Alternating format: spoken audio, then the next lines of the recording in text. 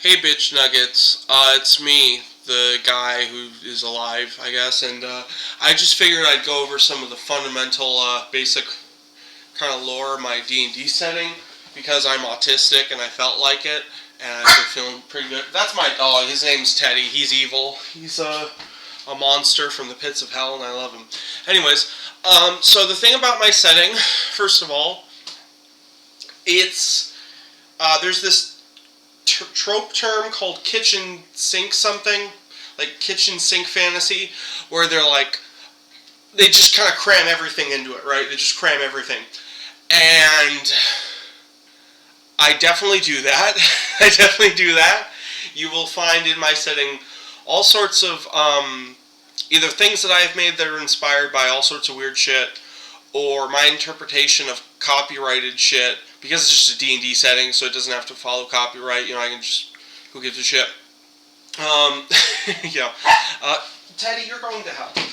Anyways, so basically my setting is an alternate Earth, right? It is an Earth that has all of our real life history and prehistory slightly altered.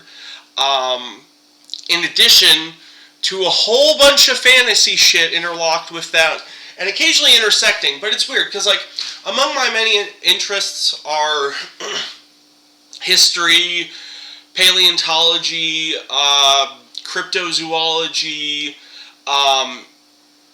people debunking pseudo-history, pseudo-science, pseudo-whatever, pseudo-archaeology, people's myths of lost civilizations, or Hollow Earth, or, long lost, relict, dead things still around, or monsters, or creatures, or spirits, or mythology, or whatever. If some inbred nobleman in the Ryukyu Kingdom said, our kingdom actually goes back to 15,000 BC. Well, now in my D&D setting, it kind of does, but not really.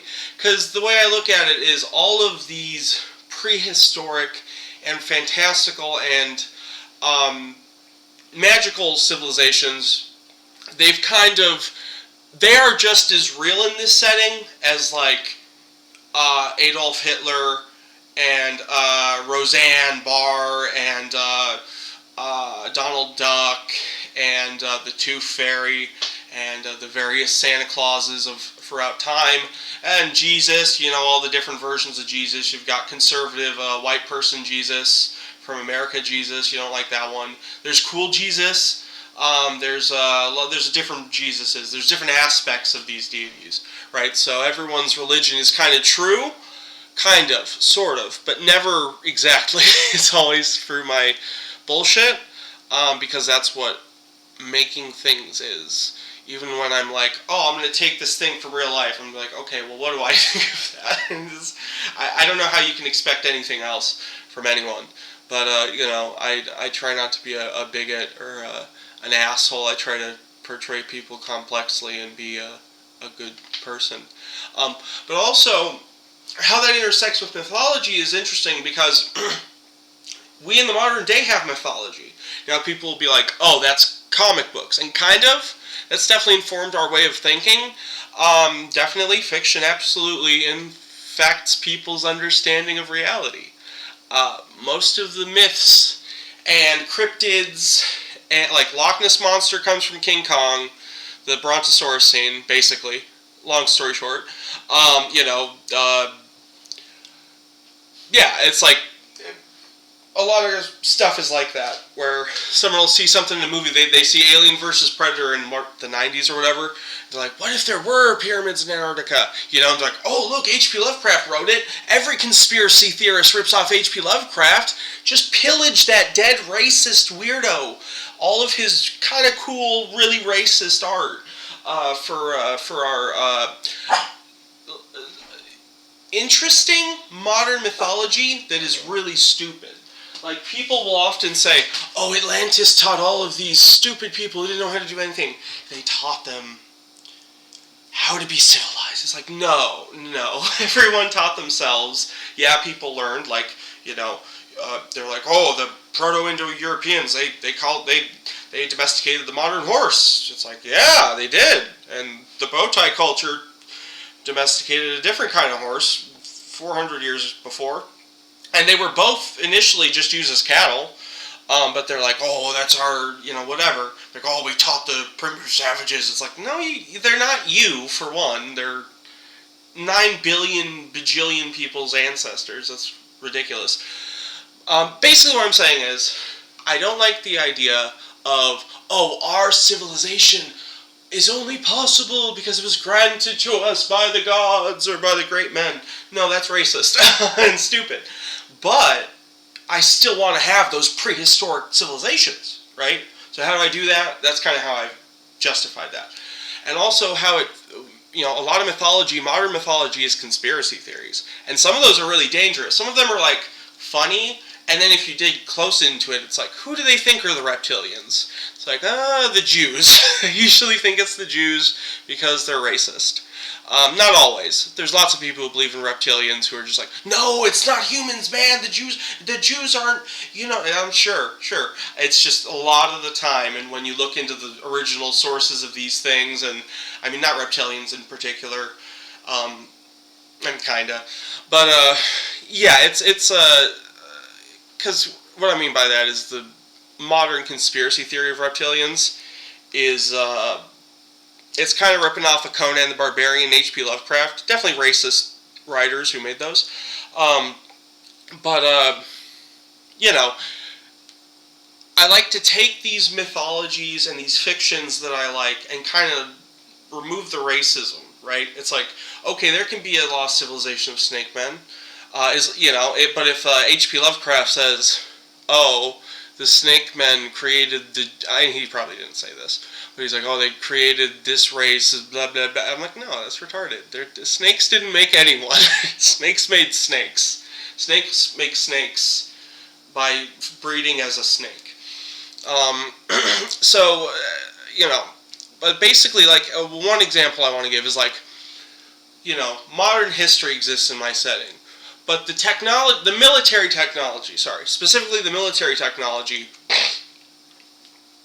is sort of cosmically limited in a way that none of the people can really communicate, but they've basically got mostly medieval technology, but if you're rich, you could have, like, 1890s weapons, right? Like, maybe the Maxim gun, if you're insanely rich, that would probably cost equivalent to millions of dollars. In my setting, whatever the U.S. exists in the modern day my setting, right? But most of what I focus on lately, and what I'm really having fun with, is that prehistoric civilization period, not so much the 21st century, even though the 21st century exists. And one of the what's the word for it? One of the framing devices I have for my setting, there's a few, that I think of in my head. And one of them is a lot of the knowledge that informed people of the 21st century, or possibly even the antediluvian prehistoric times, that they have is a university on the island continent of Alfheim, basically. It's got many names. West of Europe and Africa. And on it is Sophos University, which is kind of like the super duper magic school, but actually a college and not Hogwarts, because no thanks. But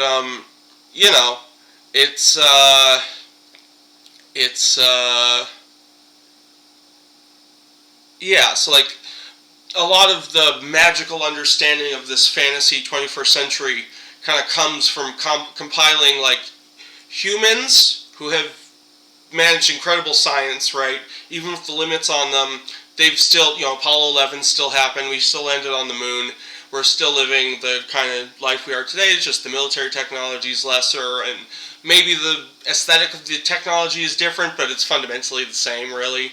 It's not like everything is a Wild West version of the 21st century. It's like very weird, high urban fantasy, but with limited, military technology, right? Because I still want to be able to have like a kind of medieval setting for the modern day.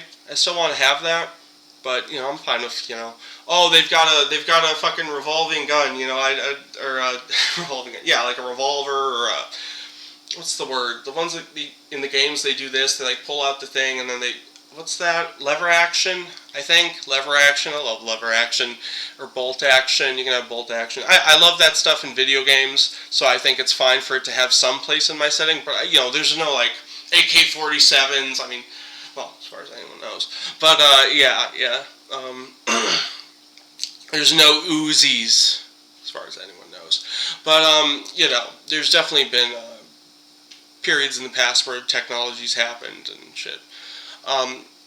But yeah, and like one idea that I've had for kind of like how I handle fantasy and real life mythology, putting it in the fantasy world, is there's always this myth: did Hitler survive after World War II? No. We have his jawbone, his burnt jawbone that was thrown in the same burn pit that Eva Braun's skull cap was from. Hitler probably didn't survive without his jawbone. His I don't think so. I don't think so. And everyone can disagree. Okay, fine. But I'm skeptical, right? I'm a pretty skeptical person generally. I mean, I love myth and all that. I just don't usually believe it. It's just I like collecting this stuff. It's fun. But collecting it into a fantasy setting essentially. But the idea that Hitler survived, I'm like, well. First, I'm like, no, he did it, and he died. He died how he died in real life, and you can look at a lot of people, and they'll tell you how that happened. But later on, I was like, don't I want my players in the 21st century to be able to fight Mecha Hitler? I was like, okay, he survived, but how? And I'm like, well, he still needs to have killed himself, right? That has to have happened. So I thought, I've got an idea. So the Arctic continent of Hyperborea up in the north, it's like the Arctic Atlantis. There's apparently, the way I handle like the idea of like, oh, the Nazis were mystic.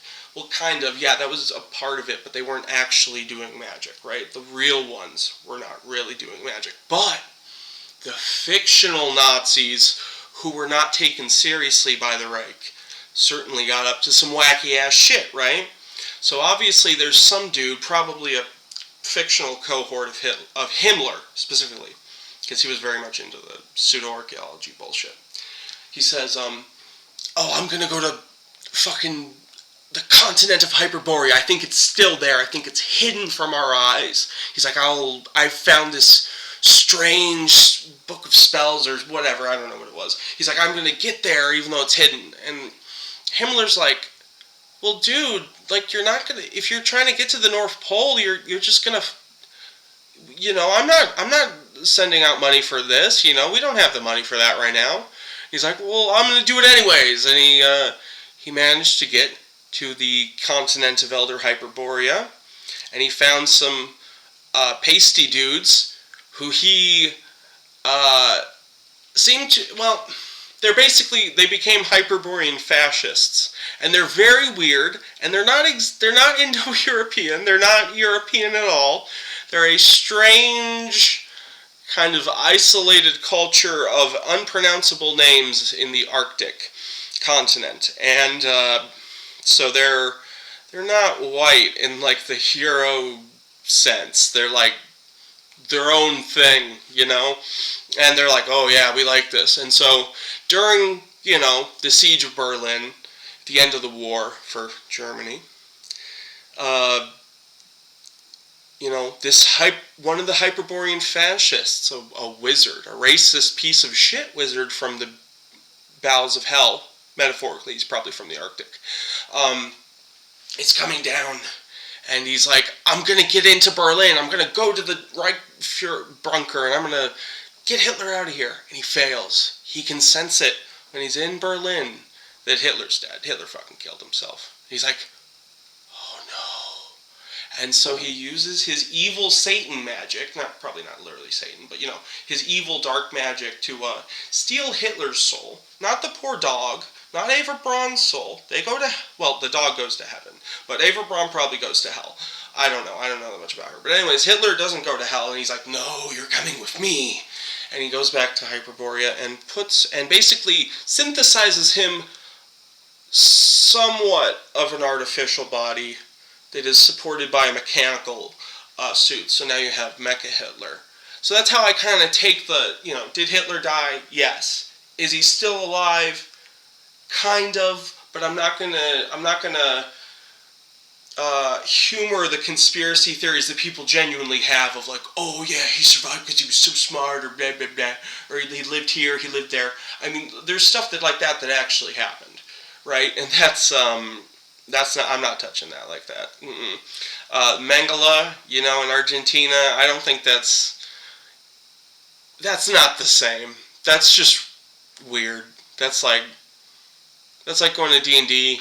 You're expecting, we're gonna have a fun dwarf and orc and Conan and dragons time, and someone's like, okay guys, now we're gonna play the Anne Frank session. It's like, that's probably in poor taste. That's probably not good. That's probably no bueno. But Hitler is everyone's enemy. You can turn Hitler into a robotic undead monstrosity, That's probably in good taste. I think that's in good taste, personally. Anyways, trying to think if there's anything else I wanted to say. No, I can't really think of anything. Anyways, hope y'all have a good day. Bye-bye. Hey cock nuggets, it's me again. I've decided to make an addendum to this video before I upload it. What was I going to talk about? Oh yeah, so why did I say that? I didn't think of anything. Wow, I'm retarded. But that's okay. I'm allowed to be. So anyways, what's wrong with you, dog? Are you a bastard? Yes, you are. And that is okay, Teddy. You are allowed. You are allowed. Beautiful. So, yeah, there's a lot of fantasy tropes and sort of stuff like that. But, one thing I didn't really touch upon much is kind of some of the fictional appendages that I have chopped off and surgically inserted into my D&D setting. There's a lot of that. And a lot of it hasn't really had any profound effect. It's just a listing on a timeline, maybe a few listings on a timeline, and a few ruins on a map or two, right? And maybe a few images of those ruins, or something akin to that. Come on, Teddy. Come on, Teddy. Yeah, come on. Yeah. Ooh.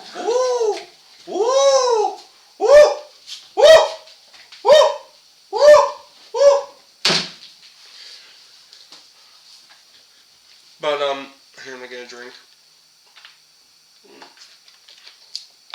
There was disappointingly little water, but well. Anyways, so, oh, my dog is so cute. He's so stupid. I love him so much. He's a little goblin. He is definitely a real-life goblin. I think Donkey had a video trying to prove goblins that were real, and it was almost convincing, but, then at the end it proved that goblins aren't real. So that was good. I'm joking, by the way. Goblins definitely aren't real. They're definitely not real. I wish they were, though. That'd be nice.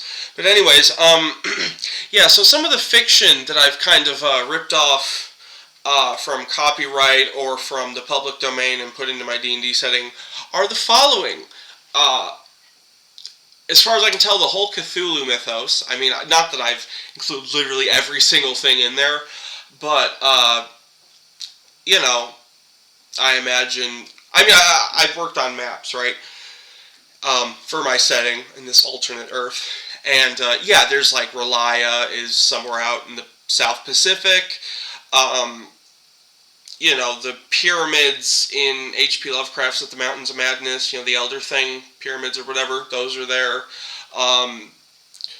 the Black Pyramids of, well, that's not Cthulhu mythos, but that's like modern mythology, modern bullshit. That's there. All that stuff's there. Also, and that includes a lot of sword and sorcery, like a lot of sword and sorcery, which I'm cool with because that's my favorite kind of fantasy personally. And it tends to veer very much towards the prehistoric civilizations of Earth type of setting, which I like. As a kid, I was like, oh, I want all my fantasy to be its own world. And now I'm like, that can be cool, but I'm not always feeling it. I think my dog is upset. Oh, are you? Did you drop it? No, it's right here. Daddy, you're dumb. Anyways. So, so that includes like Conan the Barbarian, specifically the Robert E. Howard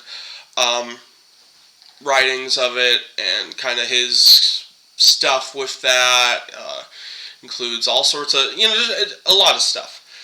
But I have also included stuff like the Lord of the Rings universe. The current year of my D&D campaign is about 1,500 years-ish after the Lord of the Rings happened, basically. So, Gondor and Arnor are still around. But also, it's the time of Conan the Barbarian. He's in his 70s. He's somewhere in the Americas doing Conan shit, and so kind of, you could definitely argue that mixing something like the epic fantasy, heroic fantasy of Lord of the Rings with the sword and sorcery of Conan and the stuff of, H.P. Lovecraft, you could definitely argue that is like mixing milk and root beer. Or maybe a better analogy would be mixing chocolate milk with motor oil. But I tend to disagree. I think my D&D players are not like big nerds on like what distinguishes like Lord of the Rings from like Conan. I don't think most of them have read Conan. Some of them have read Lord of the Rings. In fact, I think both of the people I'm going to probably play with have. I could be wrong. But it's just Lord of the Rings has always been inspiring to me ever since my parents showed me the Peter Jackson movies as a kid, and I read the books in middle school and then in high school. I'm somewhat familiar with them. You could say I've seen, I know I'm not an expert, but they are big books, so there's a lot to know. Another source would be a lot of other sword and sorcery, right? Whether it's RPG settings that people have published, like one of them, it's probably, let me go grab it. Oh, it's a really cool one. Oh, it's not there? Where the hell did I put it? Oh, there it is. I got this for fucking cheap. Ugh. Ow. Hurt my neck somehow. Atlantis, you can't even see it too well. Whatever. Atlantis Second Age Geographica. It is a sword and sorcery themed RPG setting of, again, an alternate Earth. You flip around, you can see part of the world map. I believe that is the Americas, and you can see a little bit of Atlantis in the east there. Maybe that's Antilia. But yeah, this is one of the best fucking RPG books I've ever seen. They do kind of hint that, ooh, maybe this is the same universe as Conan, and you can decide to put it in that or not. I definitely have, and there's a little blurb or something in one of these that's like, before the coming of the Hyperborean Age. And I think what they're trying to do is they're trying to, in a copyright-free sense, say this is before Conan, without saying Hyborian Age, which is copyrighted and is actually the name of his period. But part of the Cthulhu mythos is the Hyperborea cycle of Clark Ashton Smith, which I'm quite fond of.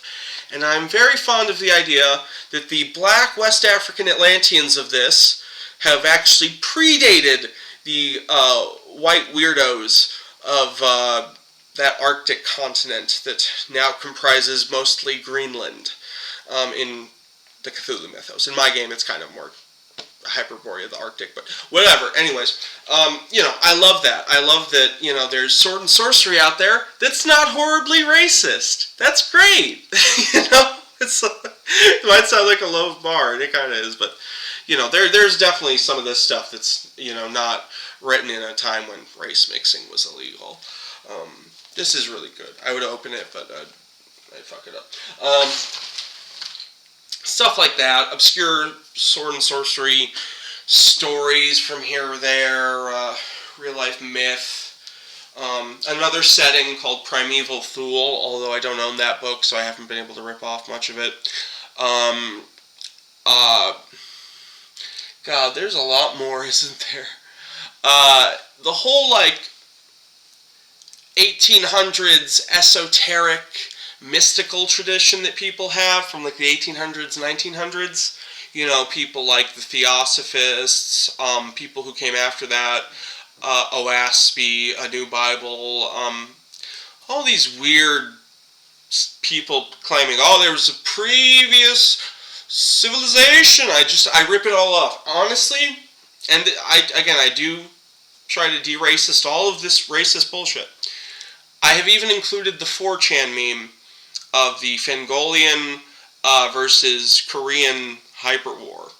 And it actually led me to reading some, learning a little bit about some Korean pseudo-history from the early 1900s or something, which is very interesting. I think it might have been released during the time of Japanese occupation or something. I'm not really sure. It could have predated that. It totally could have. But I don't think it's newer than that. Could be full of shit. But I kind of mixed that with the dates that a particular meme someone gave for it. Because if you Google the Finno-Korean hyperwar, you'll see, the more you dive into it, you're like, oh, some of these memes are racist. And yeah, that's the thing. I keep some of the names that I'm like, okay, this doesn't seem that offensive, But when they're describing in that meme the sub-Saharan African allies of the Koreans, I'm like, nope,